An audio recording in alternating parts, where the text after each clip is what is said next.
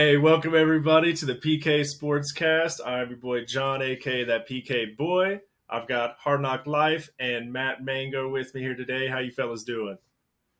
Doing Doing good, man. great. How Glad are to be you? back. Hey, doing good, man. Good to see you too, Mango. It's been a couple weeks, man. I hope you're ready for today, man, because yeah, we had a bit of a rough week next to Knock, man. We'll just go ahead and dive right into it, man. First game that I want to go over this week is, the biggest one of the week. Kansas City, Tampa Bay, hell of a game. Knock, I'm gonna let you go ahead and lead this one off, man. What'd you think? Oh man, I'm stoked. I'm loving it. I'm loving it, baby. I mean, I didn't think that Kansas City was going to dominate the way that they did, but I was glad to see it. Anytime our team beats a team of the caliber of Tampa Bay, you have to be excited. You have to be excited. It's a primetime game. Everyone's watching. The world is watching. It was the game of the week. And we came out victorious. We looked dominant from the opening kickoff. I mean, we literally came out of the gate, fumble, right? Special teams creates the fumble. We get the ball. 2 plays later, we're in the end zone. It's like starting the game with a 7 point lead. It's like starting the game with a 7 point lead, right? We looked crisp. Mahomes came out. He was fired up. He was dialed in. He knew all of his reads. You could tell the boy did his homework. This is the Patrick Mahomes that we see that is unstoppable, that the league can do nothing against, and he's wearing our jersey, baby. He's wearing our jersey, and so I couldn't be more excited. I loved it. Um, like I said, starting off with the strip on the opening kickoff, then Mahomes comes out.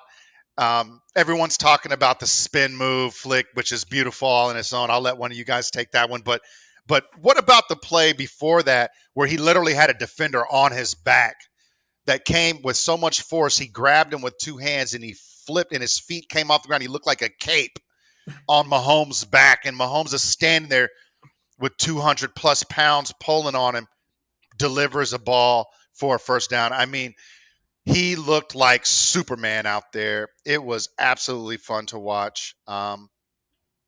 We were great on third down. We did a good job of going third and short, and we were doing a good job of getting first downs. Tampa Bay, on the other hand, they were having a hard time. They completely abandoned the run. Brady looked tired. Even after the game, the man looked tired, bro. His body language is not where you want it to be. They didn't run the ball for shit that game. It was an abysmal showing by the Buccaneers running game. Their defense was supposed to be so dominant. It was all their defense. Their defense hasn't given up more than 9 points or 19 points or whatever the hell. We obliterated that. So yeah, I mean, anytime that they can't run the ball and we dominate in the trenches the way that we did, our offensive line just pushed them around. First down, second down. Hilaire got off, had 90 some yards, averaged almost 5 yards. Pacheco got off when he came in. He looked amazing. He brought a spark to the offense. I mean, we dominated everywhere. We dominated everywhere. Marengo, welcome back, brother. Welcome back. What do you got for us on this one? Oh, man, you hit the nail right on the head. Domination, offense, defense, special teams. Kansas City just controlled that game from start to finish. Patrick Mahomes, you're not lying, man. That spin move, they have been talking about it and they need to. That needs to be number one, just top plays. That spin move is something off of Madden. That was absolute madness.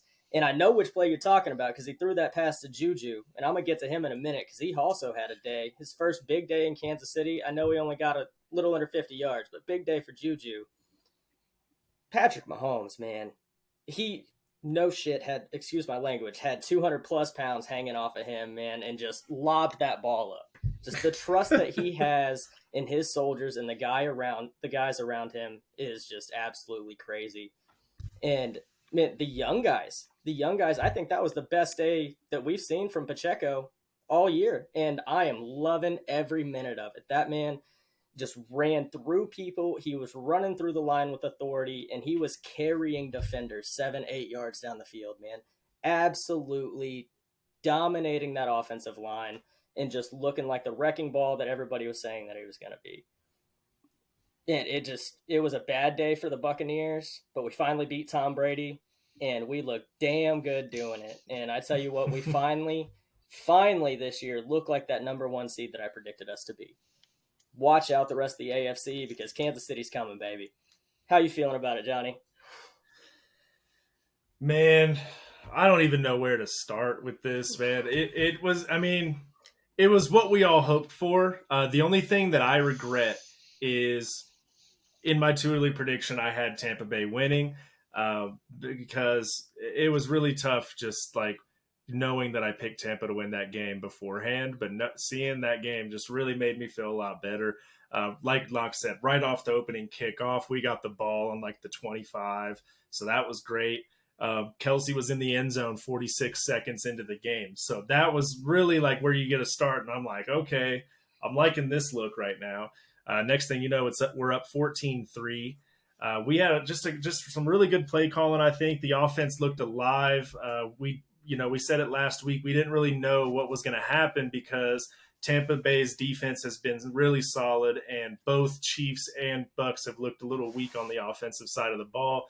I don't think anybody saw 41-31 coming up before it actually happened.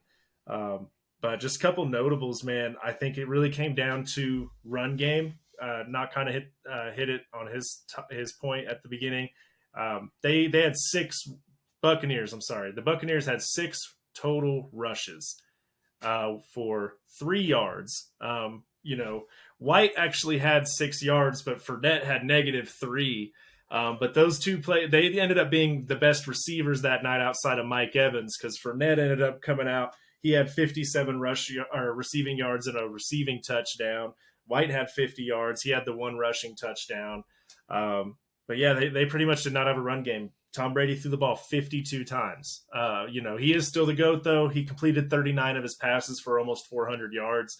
Can't be mad at it. 3 tutties, no picks. Was only sacked once. Line kept him safe. And, he did what he could. But at the end of the day, man, Kansas City came in and we just were dialing up some really awesome plays, man. I think my favorite part of the night was Noah Gray getting the direct snap while Mahomes is like directing stuff over here. Looked like a scene from The Longest Yard. You know what I mean? So it was just a fun game all around.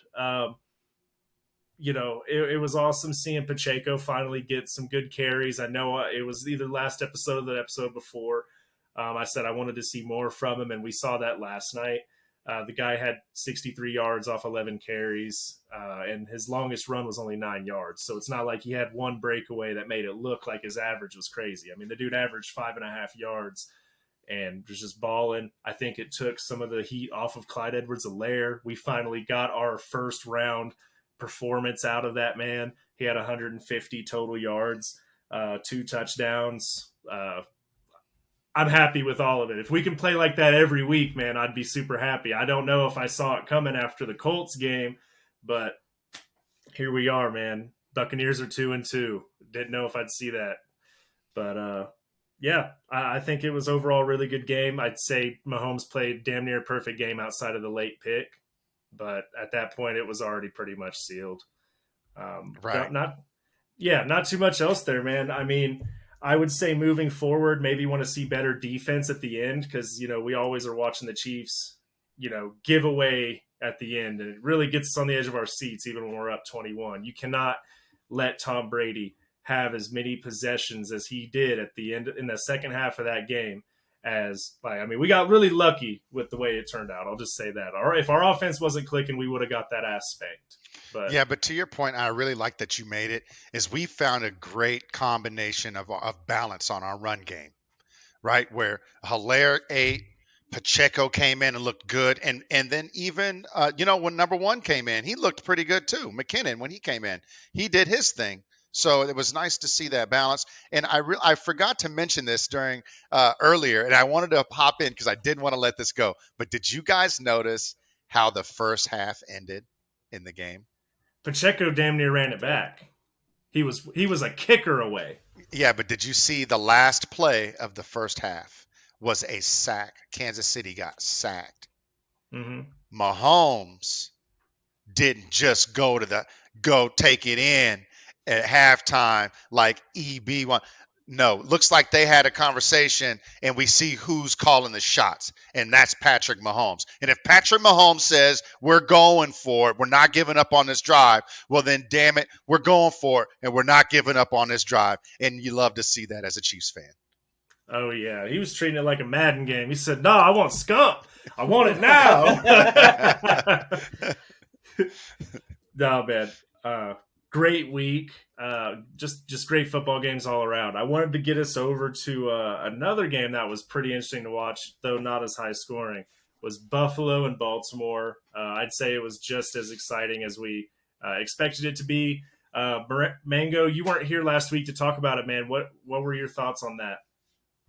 Oh man, absolute craziness. Absolute craziness. First off, let me give it up to the Buffalo Bills, man, and Josh Allen and that entire organization, because they really came out and proved who they are. To be down 10 points going into half and to shut out arguably supposed to be one of the best teams in the NFL in the entire second half, and to win the way they did on a last drive field goal. Oh man, just a great game all around for the Buffalo Bills. Now, how in the hell do, do you have a 10-point lead going into half? You have the Buffalo Bills, supposed to be one of the best teams in the NFL, favorites to win the Super Bowl this year. You have them down 10 at halftime and you don't score a damn point in the second half? Absolutely ridiculous, man. You have Lamar Jackson, you have one of the best run games in the NFL, and you can't even get into field goal range. It's another case of the Ravens shooting themselves in the foot. Like Knox said a couple weeks ago, it's that half-ass thrown together defense in Baltimore that's really letting them down and shooting them in the foot every single week, man. And Baltimore is real close to falling to not just the bottom of that division. They're going to fall to the bottom of the AFC. And, man, they're going to be scraping the bottom of the barrel, because if they don't get it together and that defense can't stop teams like Buffalo, they're not going anywhere. And it's asinine. It's ridiculous. I don't understand what the hell's happening out there, especially after last year. I know they lost some pieces, but come on, man. To fall off that hard, y'all are looking worse than Detroit right now. Like, Detroit has the best offense and the worst defense in the league, and shit, man, they're still finding a way to win some games. So I don't know what the hell's going on in Baltimore, but it's really just, it's not looking good for them right now, man. It's not looking good at all. But what you got for this, Knock? I'll tell you what, you're right. Look, Buffalo is the real deal. Buffalo looks like they want to come back to Kansas City next week and play the AFC Championship game from 2 years ago, and then replay the AFC divisional game from last year. They want revenge. They are pissed off. They are determined. They come out and I don't know if they took a sleeping pill. I don't know if, they still had their headphones on for the first couple of drives. I don't know what happened. Baltimore jumped out on them early. Okay, Baltimore jumped out early. Baltimore, I'm like, wow, okay. Lamar looks good, but Lamar's been looking good. But the half-ass defense looked whole ass, The defense looked decent, and they stifled the Bills. And to be honest, the half almost ended with another field goal. It's almost like 6-20 going into the half. But Josh Allen was not leaving that field without a tutty. He wasn't leaving the field without a tutty. He got in there. He's a true leader. The boy has got skills. He went in there. They got the touchdown. They ended it down by 10. And it could have been way worse. It could have been way worse. So they did that. And it seemed like from that point on, they owned Baltimore. They owned Baltimore. And Harbaugh is the problem with this. Harbaugh's got to answer for this. How do you come out? You're ready in the first half, and your guys don't come out of the locker room ready to play. How do you allow – this is football. It's a game of adjustments. How do you allow the other team to go and score all these points unanswered? Yes, I know the Bills are very talented, but I think any team that has a 10-point advantage on them with only 2 quarters to go is in position A going against this type of team. If you can't win games like that, you're going to have a hard time, because that's the team you're going to see in the playoffs. Guaranteed, the Bills are going to be there. And if your team is not built to beat them, if you got a half-ass defense, you're just not going to be able to do it. So it was a disappointing showing for Baltimore. I really expected them to do better. Harbaugh had a bunch of questionable calls again. We're starting to see a theme. He got out-coached. He didn't handle his clock right. He's do you go for it? Do you go for two? Now this week he's talking about analytics. It was the analytics. If you look at the analytics, yeah, but everyone in the situation knows that that's not what the situation called for. So, you would have liked to have seen Harbaugh come out of that one making better choices. But I'm excited to see what the rest of the season calls for both of those teams. Kansas City is going to no doubt play one or both of them in the playoffs. Yeah. I mean, two really solid teams. I think kind of like I'm just gonna piggyback off what you guys said. If Baltimore would have just maintained the same level of play or even 80% of it throughout the second half, they're winning that game. There's no reason they should have lost. I mean, I'm sitting here and I'm looking at the box score from the end of the game, and it looks like they should have won. I mean, and what's messed up is a lot of this is from the first half. These are two teams I really like to watch go against each other because you have two of the most versatile quarterbacks. As Knox said last week, they're really fun to watch. Both of them really low in passing yards, but I mean, both of them had almost the exact same at 70 yards rushing. Allen took one in for a touchdown. I think it really just came. Sorry, I'm getting ahead of myself here. J.K. Dobbins came back and looked like he was having a hell of a game too. He had a crazy first half. I think it was even first quarter he had 2 touchdowns. So he was doing really well. But they just really shit the bed there at the end. I saw Marcus Peters get burned there in the end of the fourth. And that's what set up the dub for Buffalo. I don't know. I'm trying to figure out what it was, and I think it just has to be the defense giving up at the end of the game there, and maybe some bad coaching. I did think there were some questionable calls. My memory's a little foggy, so I'm not going to blame refs too much today, but there was one, I don't know if you guys saw, where Lamar went running on that left side and he extended the ball out for the first down on a third down, and they ended up challenging and losing a timeout to start the second half, and I think that kind of bit him in the butt there at the end. I think they could have used that, but it was a good game to watch. It may not have been 41-31, but it was a damn good game. The one that I thought was really dope was Jacksonville, Philly. Again, before 2 weeks ago, never would have thought this was a game to circle on my calendar, but it again did not disappoint. Very similarly to the Buffalo-Baltimore game, Jacksonville came out swinging, started way up, and Philly ended up coming back and is still the only undefeated team left in football. Knock, what do you think of that game? Man, that was a lot of fun to watch. I had the privilege of watching that game. It was absolutely exciting to watch because Jacksonville came out of the gates. They looked great. You could tell they were coached up. The young men showed up ready to ball out, and they did a great job. The first drive was scripted very well. Trevor Lawrence looked phenomenal. He was diming his receivers, very accurate. And they came down and they scored right away. And it looked like they were going to take a firm hold on that game. If I remember correctly, they went up by a couple of scores in the first quarter. I think it was 14-0. And then, Philadelphia, much like the Bills, and this is what great teams do and playoff caliber teams do, they adjust in the NFL. They see what you're doing. They see what you're trying to do, how you're attacking them, and they can make adjustments to the players. And the coaches are able to make the adjustments to the players. The players are able to go and execute those adjustments on the field. And that's what Philadelphia did. That's what Philadelphia did, because they came out and they whooped that ass. Okay. Philadelphia came out and whooped that ass. It looked great. They basically just shut down Jacksonville with defense, and then they ran the ball. And this is what's phenomenal is we're seeing Philadelphia win in so many different ways. In this particular game, Jalen Hurts didn't have his best game. I mean, I'm looking at his stats. He barely threw for 200 yards. His QBR was 26. I mean, his quarterback rating was 72. It wasn't a stellar game by any means, but he didn't have to do everything because they were able to run the ball down their throat. Miles Sanders had a monster game. A monster game. He had 27 carries. Now, Miles Sanders, guys, this is not a big bruiser running back, right? Miles Sanders is not a big bruiser running back. Miles Sanders is a smaller, shiftier type of running back, but he carried the ball 27 times, 134 yards, 2 touchdowns. He averaged 5 yards per carry, and they were able to dominate the time of possession. They were able to dominate field position. They were able to dominate the clock. So it was just all around a classic win by Philadelphia.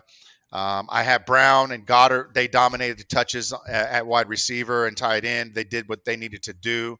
Brown was an amazing pickup for Philadelphia. It's paying dividends every single week. Hopefully they find a way to get Devontae Smith worked back into that offense more consistently. But yeah, it was pretty well a slam dunk.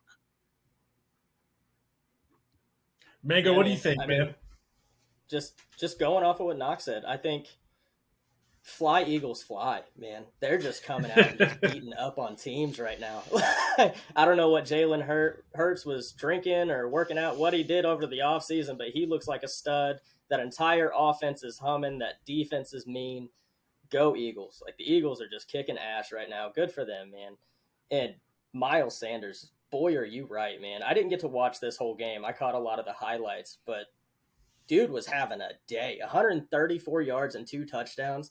That rushing attack, all intents and purposes, dominated this entire game, man. Other than the first quarter, Philadelphia was just beating that ass, running the ball down their throats the entire game.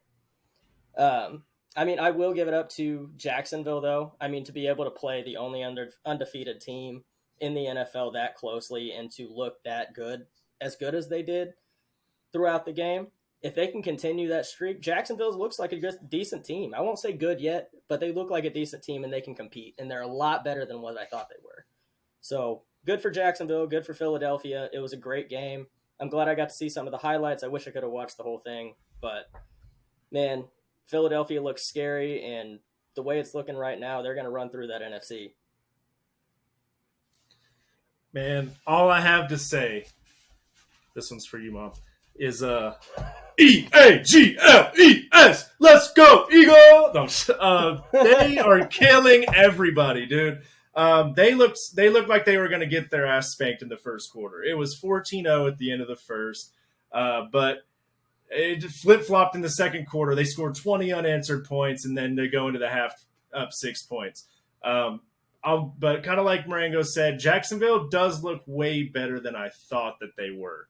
I mean, you know, they really gave up. Like, they gave up the whole game in the second quarter, essentially, because nobody scored in the third. Defense was good. Game got a little boring. And then Eagles put up 9 in the fourth, and Jacksonville put up 7. So it was really kind of even after that first half. I think that Jacksonville maybe went up and were like, oh, whoa, we're doing it. And they were scripted. And then they just kind of, you know, Miles Sanders came out and said, no, not today. And he literally just, you know, took control of the game right there. Time of possession and everything. It was an awesome game. I think that, I mean, there's really nothing else to say you guys already haven't. The rushing game from the Eagles is insane. I mean, neither quarterback went over 215 yards. You know, Jalen Hurts, there was not a single passing touchdown from the Eagles that game. Jalen Hurts ran one in. I'm trying to remember who got the other one. I know that Miles Sanders had 2, and they had one from another guy. I can't think of off the top of my head right this second. But, I mean, they can really do it either way, man. I don't think that they're going to go undefeated by any means, but I think that you know, NFC East title that I predicted is going to come to fruition. These guys look good. I think it's going to take a really solid defense to really hurt these guys. I mean, you know, any given Sunday, they may lose a game to a bad team here or there. But, I mean, I think that for the first time since they won the Super Bowl, they're going to be in the playoffs this year, and they're going to be someone you don't want to see. So, congratulations to the Eagles on another good win. Jaguars, I think 2 years from now, we might be needing to watch out for those guys, maybe even sooner, because they do look good. Good effort on them. But what were you guys' most surprising moments from this week? I mean, there was just a lot of crazy stuff going on. I don't even know where to start. Any of you guys want to jump in? What was craziest to you guys? For me, what was crazy to me is just how much I'm dominating you guys in our points this week. I know we haven't brought them up yet this week. I know that it's not even been a topic this week, but oh my God, I kicked you guys' ass and it felt great. But beyond that, how about them Cowboys, man? I mean, look, my boys are doing their thing. Rush is out there kissing babies and shaking hands and winning games. I'm pretty sure they got him on the ballot in November. Are they already forgetting about Dak? I heard Jerry on the radio talking about his hand ain't ready yet. Dak sound like Jerry's already, in charge of the doctors and everything there. And knows exactly what's going on. I don't know, but my Cowboys, and that's crazy. I say my Cowboys. I'm a Chiefs fan, obviously, but I picked them to win the NFC and go to the Super Bowl. So the Cowboys are really doing their thing. You guys poo-pooing on me, giving me hell week 1, giving me hell week 2. They're playing lights out compared to even what I thought they'd be doing this time of year when they get a chance to get a healthy Dak back. And they've been able to actually wait for him to get healthy because they're winning games. Oh, watch out. Watch out. The defense looks like money. Micah Parsons had a horrible game. He only had 4 tackles and 1 tackle for a loss. I don't think he had a sack on the day. I mean, the kid is phenomenal. That's a tough day for him, but I know that he's going to end up with 35 tackles, 4 sacks, and 2 picks next week. Not too worried about it. Diggs showed his face. Diggs got an interception. The defense for the Cowboys continues to find ways to make plays, keep their team in it. I can't believe how well they're playing. They're almost playing as well as I am in our predictions. Did you guys see I got one completely right, like the exact amount and got an extra 5 points? I'm just going to throw that out there. But anyways, that's my surprise for the week. I hope you guys didn't mind me. We're doing a little extra gloating. Mango, what'd you have, man? What was your surprise? Oh no, hold on. Before we jump to the next surprise, no. So I see what he was trying to do. I see what you were trying to do. You're like, hey, I'm gonna do all this time. I'm gonna use all the time that we got, and then I'm gonna just shove it to the next guy. No, we're staying here because I want it to be known. Now he is kicking our ass in these points. I have no rebuttal to that one. But I will say to you talking about how you called the Cowboys doing this, you called the Cowboys doing that. I just want to let you guys in on a little. I want to let you guys in on a little secret. Did you guys know that I'm the only one who has their record correct at this point in the season at 3-1, and Knock thought they would be 2-2? So who's the real believer? I'm just saying these are fun facts from Johnny. I think over they're here. going to the bowl. You think they're losing? That's believer. I know that they're losing I know that they're losing. You know why? Because Cooper Rush ain't playing in the playoffs. That's going to be Dak. He's going to come right back. Dak attack the Cowboys. He's going to take them out as he usually does if he doesn't take himself out first. Okay? So you're about as right about that as you were about the Colts. Listen, I'll give you this. What is Dak won? Cooper Rush is 100%. Dak is very good at pre-snap reads, but if he can't fucking execute, what the hell does it matter? Because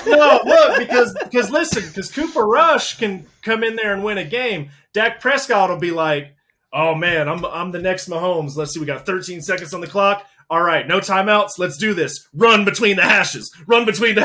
Slide. No, dude, it ain't happening. Man, you know what? You're not going to be disrespecting that dude like that. Dak is that boy. When Dak gets back, y'all going to show a little respect, all right? You're going to put some respect on that man's name when you talk about him. Cooper Rush is a Band-Aid. Don't get ahead of yourself. When Dak comes back, he's leading them into the playoffs strong. I'm not saying Cooper Rush is the solution. Cooper Rush is definitely not the solution. He's not proven enough for that yet, but he looks damn good right now. And I tell you what, through the first 3 weeks that Dak was playing, the last 2 weeks, Cooper Rush looks infinitely better. So I don't really This know what man you want me called to say here, man. this man called Cooper Rush a Band-Aid, knowing damn well Dak Prescott the only one that used Band-Aids on that team. This man is a Band-Aid. Like, what are you talking about? Like this Oh man. I'm just saying that this man, when he, they all come in wearing the nice suits with the suitcase and all that shit. Everyone else comes in with like pads and their jersey. This dude come in with like 4 first aid kits in his fucking bag. Just, all right, I'm sorry. Marengo, what's your surprise moment, man? Y'all wrong for that. Man, Dak's just lucky he doesn't have Tua's fucking doctor. But speaking of that, man. Too soon. He comes in with Too first soon. aid kits. Too soon. All right. Oh man. But you did bring up Tua, man, and we got to talk about it, man.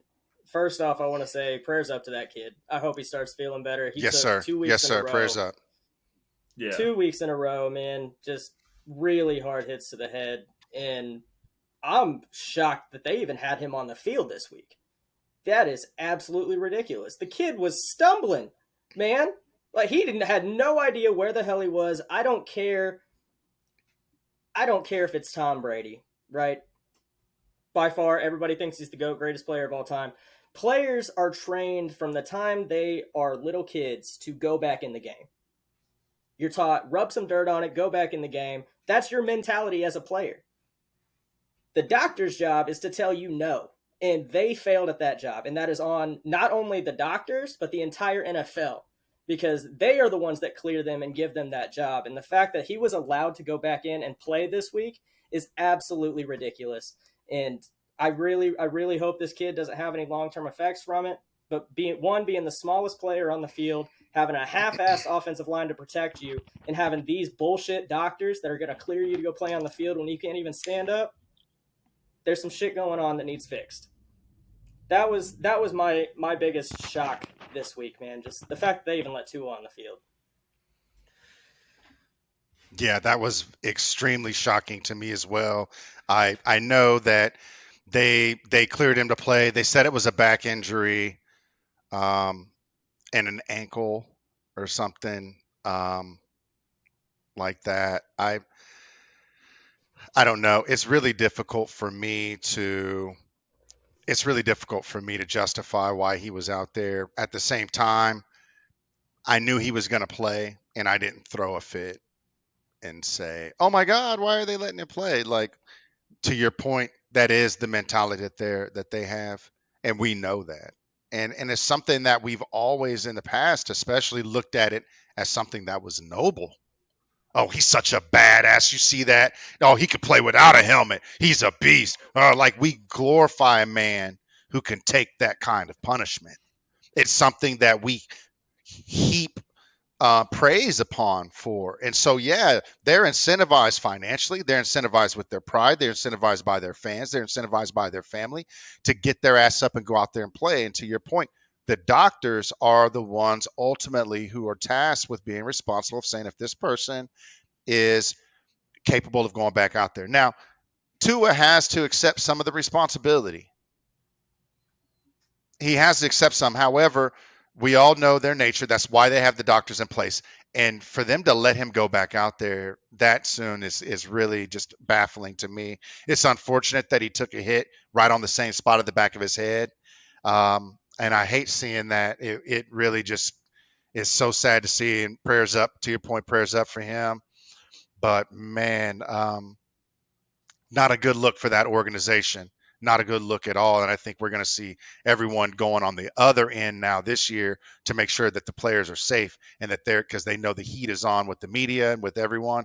And it's unfortunate that Tua had to get rocked and be the one to kind of take an L for everyone else to be more careful. Well, in this case, he took the L because we know there's a million players before him too. Man. Yeah, you really hate to see it. I don't really have much more to say that you guys haven't covered. I mean, the doctors really failed him there. I don't know if he legitimately had no signs and they're claiming that he's good to go, we wouldn't send him out there. The coach McDaniels came out and said, if he wasn't cleared to play, he wouldn't have played. We don't mess with stuff like that. Never have, never will. Something like along the lines of that. So hopefully that's true. I think if not, then someone obviously needs to be disciplined for that. Because I'm honestly surprised they came out and said that this dude flew back with the team. Like that, of course, he had a little seizure on the field, so it looked really bad. But man, that was horrifying to see, man. I was worried more about his life than I was his career at that moment in time. And it's just crazy how quick they're saying he recovered. So that's good. Thank God for that. We won't be seeing him this week. They already said he's not going to play against the Jets. So we'll see if he comes back the following week and if he can be good. But man, I hope we don't ever have to see that again, because that was brutal. My challenge, moving away from that, I'm going to probably be a little less respectful on this one. I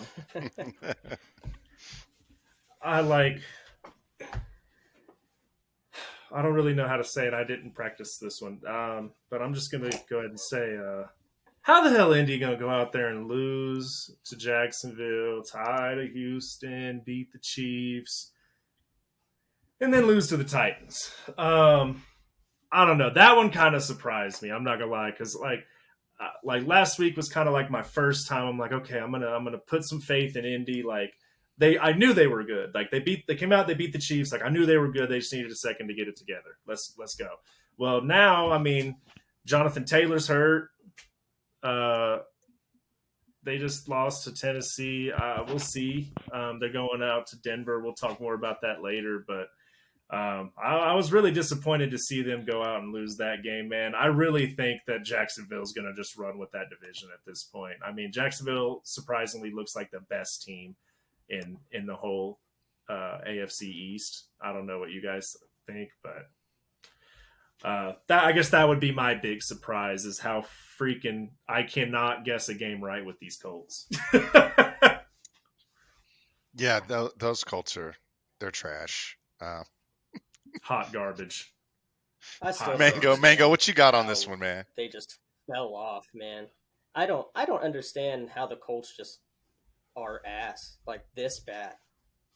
I understand they got Matt Ryan, but I thought that would be an upgrade from the Carson Wentz they had last year. And it just, he had a good day.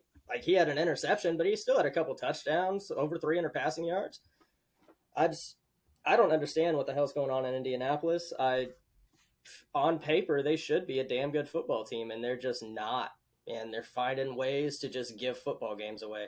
So I don't even understand. And I had both of these teams. Both of these teams are looking awful, if you really want to get into that. But I don't know, man. I don't have a whole lot of answers other than maybe bring up the third string for Matt Ryan. Got to bring in Big Dick Nick, dude. I'm telling you, the Colts are hot garbage. They're the worst kind of garbage, right. Dude. They're the kind of like the worst garbage. You ever, you're about to go take the trash out, so you take the liner out of the trash can, and when you lift it out, all that little watery sewage comes out and leaks all over you and stuff, and it just you can't get the smell off your hands. It's all over the kitchen. That's the Colts. Just the worst hot garbage that there is. I can't understand them. And the only good thing they've done is beat the Chiefs. I don't understand it. It is what it is. I'm hoping, saying all this, they come out and win this week, because I picked for them. That's kind of where I'm getting at with this. Last time I talked big crap, they came out and won. So I need them to come out and win this week, because they're hot garbage. Right. Yeah. No, they're struggling, man. Their offensive line is struggling. The defense is inconsistent. I look at that team and I feel like they're just lacking a lot of talent and some depth. I don't know that they're built as solid as we thought they were before the season started, especially as solid as you did, having them winning the AFC. So I don't know unless Nick Foles can come out and set some blocks. Or can magically repair Jonathan Taylor's ankle, then I don't know that he's going to make that big of a difference. So, I'm interested to see kind of which way the Colts go this year, whether they turn, in a positive direction and they look like a playoff team, or if they end up just kind of, going by the wayside and winning, 5 to 7 games this year. Hey, if they go undefeated starting now, then I'm right. 13-3, or I'm sorry, 14-3, baby. Let's get it. No, I'm joking, man. That's hot garbage. Anyways, man, let me go ahead and get this recap out of the way. Let's just cover the week. As you guys know, we all went for the Bucs this week in our 2 early predictions, but the Chiefs won. I'm not really mad about it. I'm glad that happened. Caleb started off this week really hot. He came out here and he came and got the point for the Bengals game. He got the point for the Minnesota Vikings game and the point for the Atlanta versus the Browns. So I thought that was awesome. Good for him because I knew he needed to play some catch up. I wish he was here today, so I'm going to be a little nice.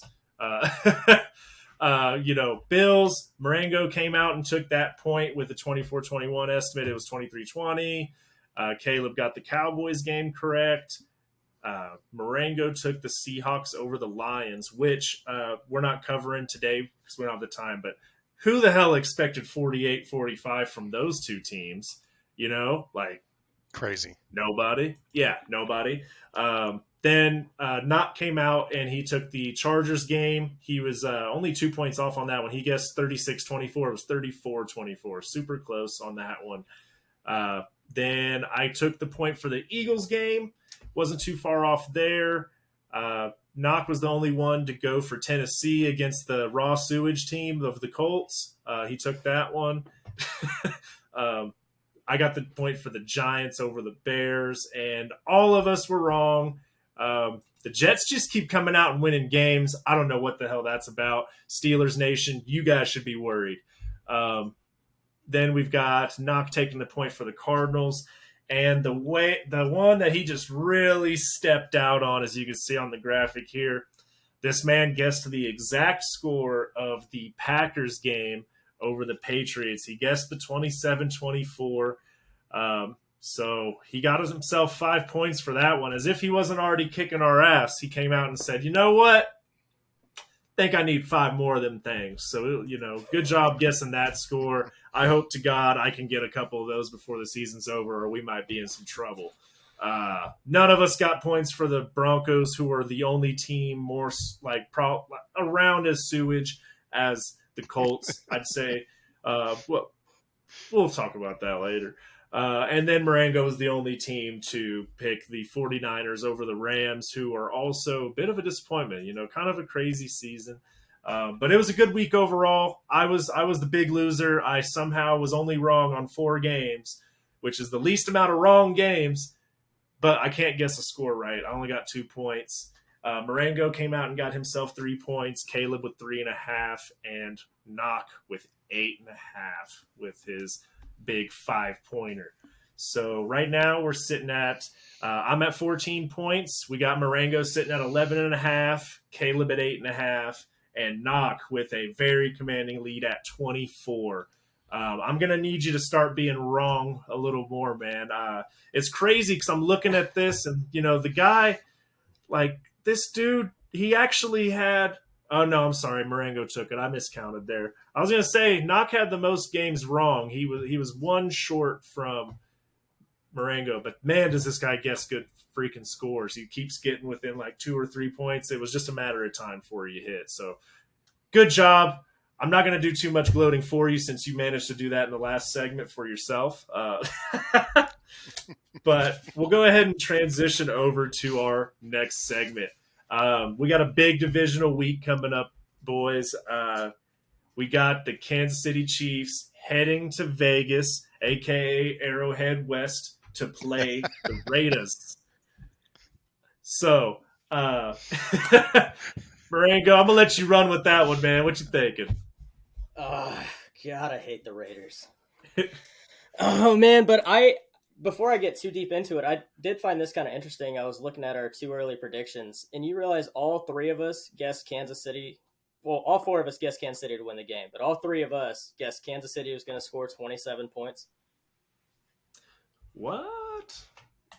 Oh You and wow. Knock, you and Knock actually guessed the same exact score, 27-17, and I guessed 27-21.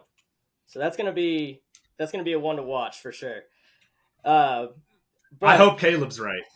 that 41-10. being said, That'd be great. the only reason that I guessed it that close was because it is a divisional matchup. The Mhm. Raiders look like butt. They don't look good. The Denver Broncos made them look good this past week. They don't look like a good team. With the addition of Devontae Adams and Derek Carr being who he is, you really thought the Raiders were going to be something this year. And I know PK for sure. You were huge. You gave me a bunch of slack because I had them going 7-10, and you were telling me, "Oh no, no way, no way, you're coming after me over it." Well, now look at it. The Raiders are butt. We're probably going to beat them by 14, 17 points, and we're just going to put a beating on the Raiders, man. They don't look good. The only other team in the AFC West that looks decent is the Chargers right now. I think the only way that the Raiders keep this a close game is if we are unable to stop the run. Our secondary is strong. I think we can hold their receivers to some underneath stuff. They're still going to get their yardage, but if we can stop the run and stop Josh Jacobs, we're going to end this night early and we're going to come home with a victory, man. And especially if this past week is any kind of vision into the future of how this Chiefs offense and defense and special teams is going to look, there's absolutely no way that we don't leave Vegas with a win. I Oh like some of wow, that. wow, that sounds amazing. I love that. That sounds great. But Vegas isn't so sure. Vegas isn't so sure, Matt. Vegas has the spread at 7. At 7. This is in Kansas City. This game is in Kansas City, I believe. Oh, you are right. Not You no are this right. this no this one's in Vegas. Or no, it is in Kansas City. Damn. This Yeah. one's in Kansas City. We're at home. We just decimated the Buccaneers. And it's a 7-point spread. And the reason why is because we dropped that Colts game. Right? So Vegas isn't so sure, but you know what? I am. I'm with you on this one. I think Kansas City wins this convincingly. I like the 27-17 that we came up with in the too early prediction, but I wouldn't be surprised if it was a little bit more high scoring. Last week, Jacobs had an amazing game on the ground. He looked phenomenal against an abysmal, disappointing ponies team in the Broncos that just doesn't seem to be able to get it together. So I take that with a grain of salt. Jacobs wasn't doing that all year. And in addition to that, we shut down Fournette. Those guys got 3 to 6 yards on the ground or something, some unheard of ridiculous number. Um, our run defense is doing very well. I'm not too worried about that. We have a great run game of our own. We talked about Clyde Edwards-Helaire getting his, Pacheco getting his. We've got weapons all the way around that I just don't see the Raiders being able to stop. When they come into Arrowhead, they're going to get a mud hole stomped into them, boys.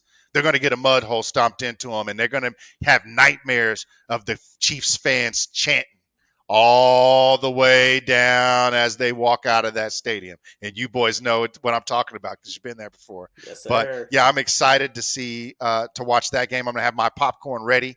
And I think that Kansas City wins that game convincingly, so much so that I think we're going to see garbage time for Kansas City, where we literally will have our backup quarterback, Chad Henne, coming into the game, and Pacheco getting all of the carries towards the second half of the fourth quarter. All right, Man, I that hope so.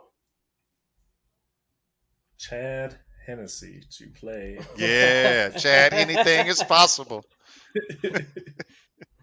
All right, I'm writing that one down for next week. um, yeah. Well, I got to redo my intro in a way. So sorry, everybody. I said the Arrowhead West, all that. I guess we'll save that for the last week of the year. So luckily for everyone there in Vegas, you don't have to worry about getting shit on twice. I don't know. I don't see us losing this game. It's a divisional game, so you never really know what's going to happen. I mean, we lost to the Colts. Anything can happen, right? But to Knox's point, our run defense is solid, And I just don't think that there's really been a chemistry with Carr and Devontae like everyone thought there'd be. I haven't heard Darren Waller's name once this season. They just haven't looked all that great. But to kind of respond to what Marengo said about me thinking you were crazy having them 7-10, I don't necessarily think that it's insane. But I will say I am correct. I'm pulling this card again this episode. I am still correct with the Raiders' record as of right now. And very similarly to the Chiefs, the Raiders have a very tough first 6 weeks.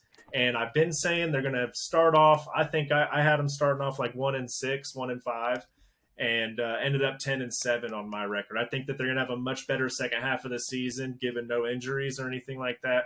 But they're sitting nice and tight where I thought they would be at, which is not very freaking good. I didn't expect them to, start off 0-3, but hey, at least they got themselves a win against the Donkeys this week. Put them back to where I needed them to be at. With that said, let's just go ahead and transition to the teams that I feel like we've all been shitting on for a little bit today. We got a hell of a game tonight, boys. We got the Colts and the Broncos head to head, both of them. Well, for sure, Broncos don't have Javonte Williams going into this week.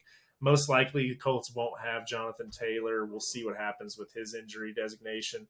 Knock, I'm gonna go ahead and throw this one to you first, man. I hate both of these teams. Let's just be very clear. I can't stand either one of these teams. They stink. They have stupid logos. They're both revolving around horses and ponies and donkeys. And, they're the only teams in the league with stupid animals that aren't fearsome, that aren't like can't kill you. They have no claws, no talons, no teeth, no nothing. Like, they're just lame. They both had big, ugly-ass Peyton Manning on them, who dominated the AFC all those years. I can't stand either one of these teams. I can't get that across to you guys enough. Now, with that being said, Nokstradamus knows exactly what's going to happen in this game. All right? It's already been prophesied, okay? This is what's going to happen in this game. If you watch this game, you are guaranteed to fall asleep, okay? There isn't anything going on in this game that you should care about. It's a Thursday night. Get a nice nap in and get going for the weekend, okay? Because we got some really great games going this weekend. Thursday, you could catch up on your sleep. It's going to be a snoozer. Javonte Williams most likely won't play.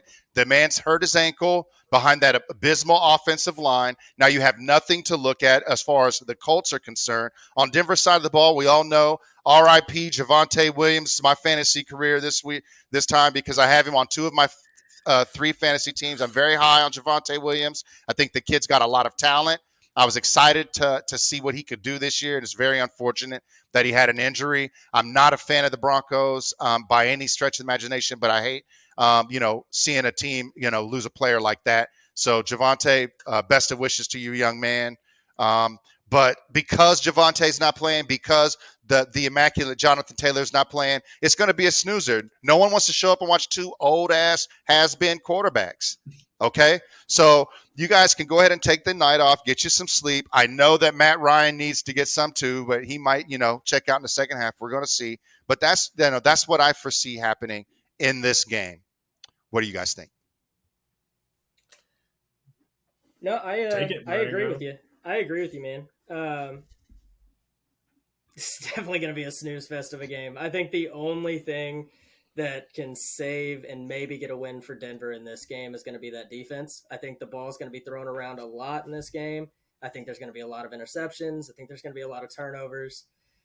Not a whole lot of scoring. I predicted it 17-10, 17-14 Indianapolis this week. And I mean, it could easily be 35-3, or it could be 35-28. I really can't tell you. I think the safest bet is exactly what you said, though. I think it's going to be a snooze fest. I think there's going to be a lot of turnovers. They're going to throw the ball around the field, and it's going to end up being a 14-7, 17-14 game. It's not going to be exciting to watch.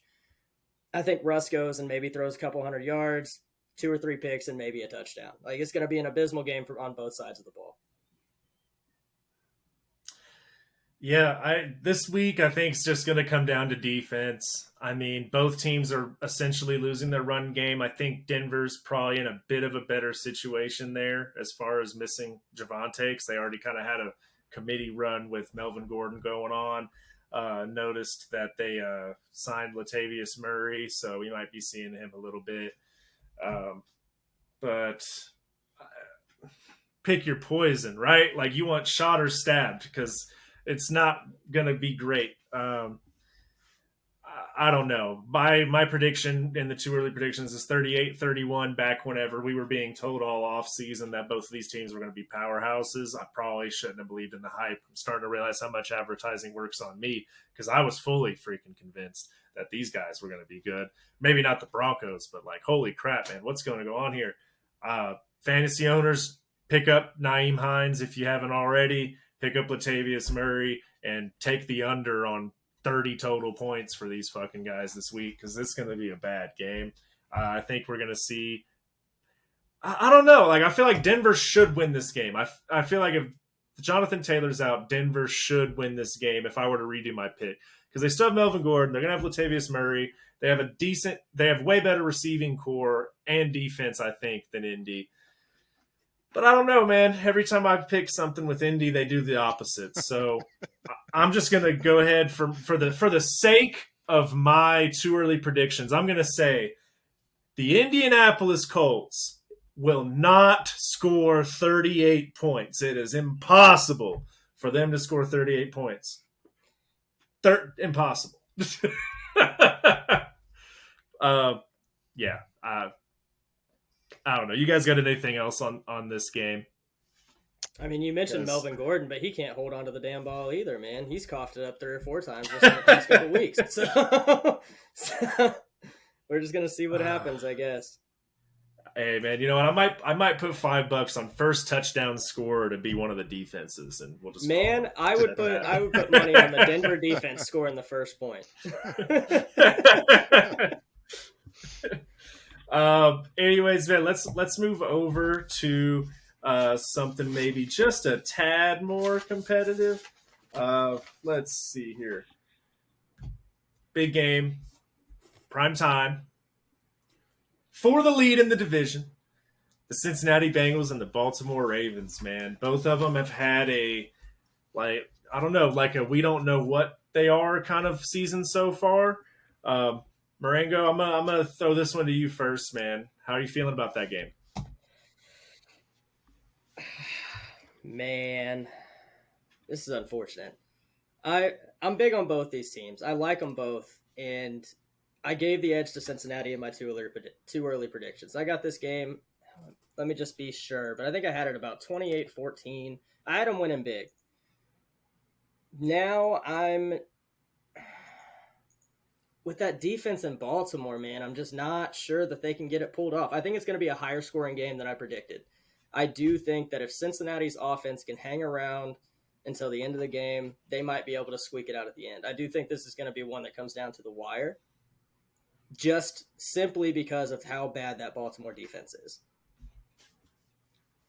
But I could see this game going either way. I'm going to ride with Cincinnati just because that's who I picked in my two early predictions. But I could really see this game going either way. Yeah, Knock, what do you think? I think this is the week that Baltimore figures it out, guys. They've been hearing all the crap talking. Harbaugh, if you know anything about those Harbaughs, they can get knocked down, but they don't stay down very long. Those guys got a lot of fight in them. There's a lot of pride in that Baltimore team. I think we're going to see them come out and take advantage of a Cincinnati team that, frankly, I haven't believed in since the beginning of the season. I haven't thought they were going to be worth the damn since the beginning of the season. I said they were going to fall off in a sophomore slump, and that is exactly what has happened. They have seemed to bounce back the last couple of weeks, but they haven't played anybody. They haven't played anybody that we should give a damn about. So, yeah, I think Baltimore comes out here and they take advantage of these guys at home.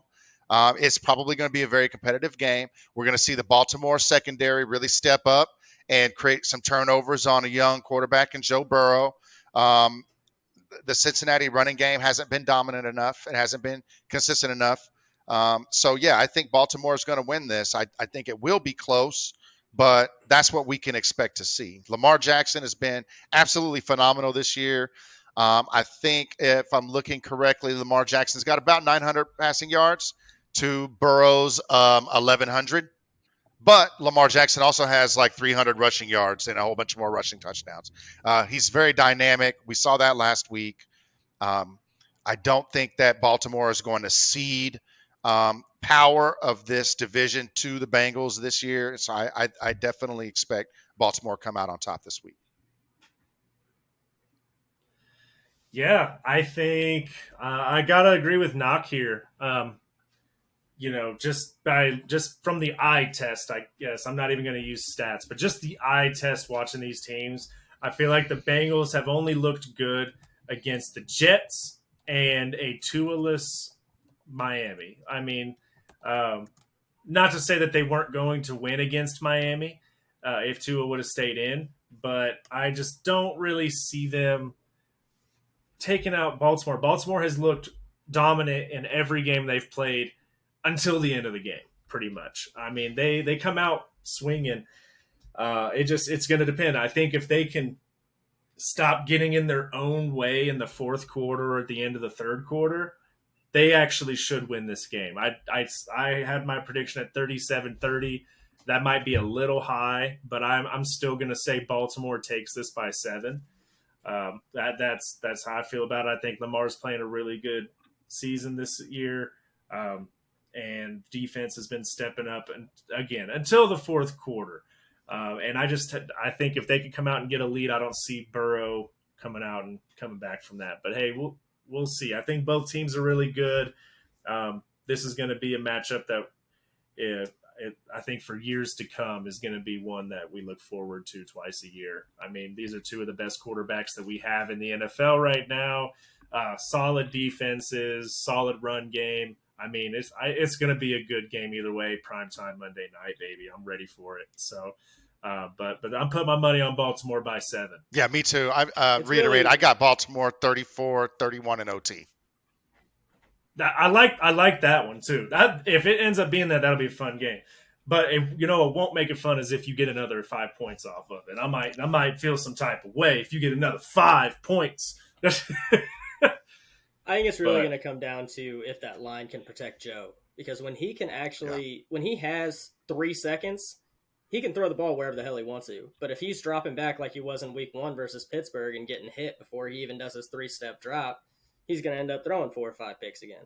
And I mean, to his credit, that's not his fault.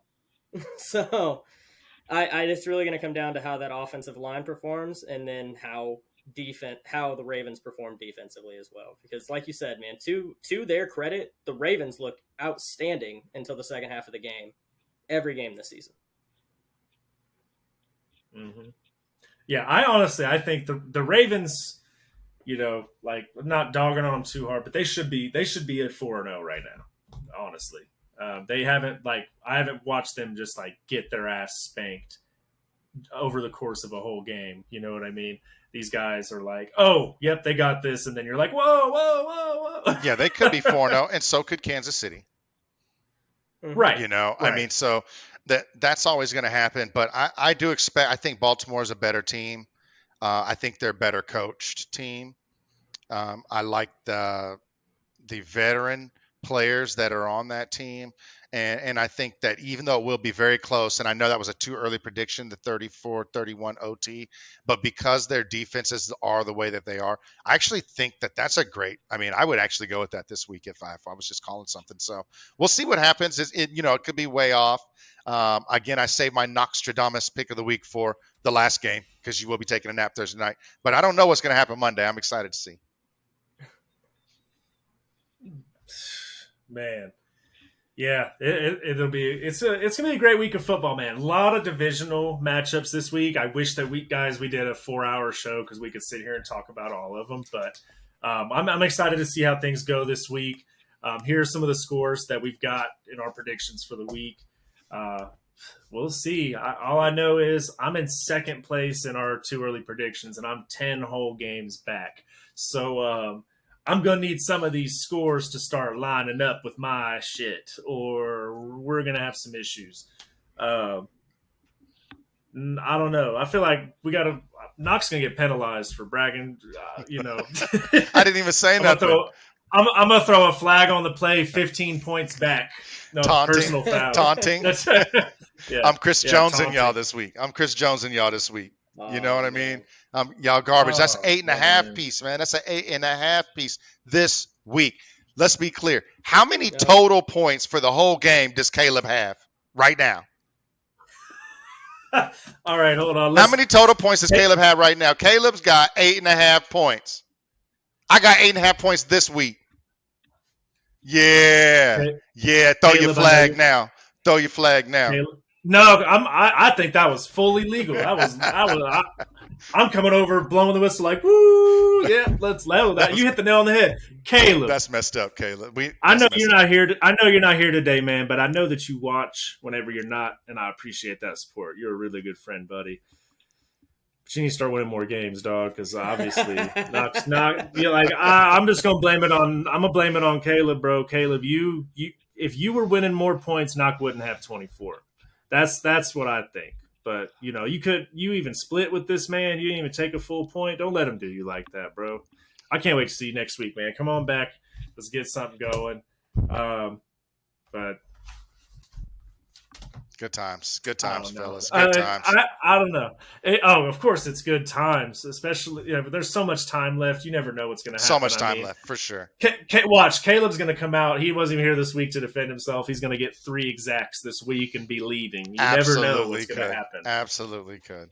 That's the beauty of the little twist we threw on it. All I know is like there are some days I'm looking at this like, man, I guess a lot of the winning teams right, but my score predictions are a little off.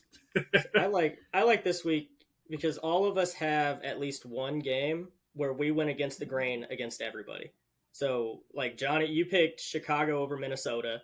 I got Dallas and Cincinnati. You picked Carolina. Like, Caleb's got one in here. But it's going to be an interesting week, man. It's going to be fun to watch. Oh yeah. Always is. A fun thing before we go that Knock had mentioned to me earlier is he was talking about how many games have been won that one of the 4 of us had picked a team to win and the other 3 went the other direction. And so far, Knock's in the lead. He had 3 of those. It was week 1. He got 2 of them. He had the Browns when we had the Panthers, and he had the Vikings when we had the Packers.